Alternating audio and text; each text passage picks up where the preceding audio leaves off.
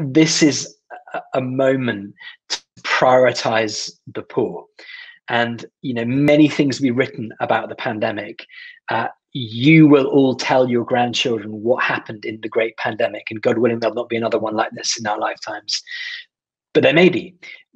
But the point is, the stories that are going to get written are going to be, defined and shaped in the next year. And I know for me, if my metric of success was I got a building open, or I didn't kill the church, or I, survived, that's not really good enough. That's not, I don't want to look back at this moment. Our metric for success has to be, who did we rescue? Who did we help? So really, I think this is the moment to turn the church inside out and not be quite so obsessed with how we look and, our success and our social profiles and, who's coming to church, who's not coming to church. Is our branding any good? Is our theology any good? Are we getting it right? I would, let's postpone all of those concerns to 2025.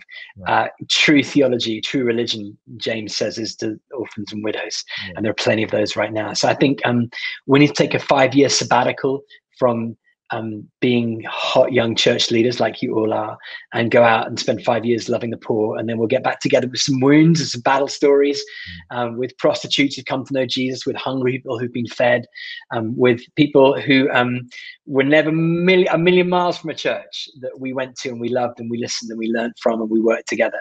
And what you're going to find probably when that ragtag army assembles in 25 is that they were far bigger than any strategy paper, far more success than anything we could imagine. Your churches will need bigger churches.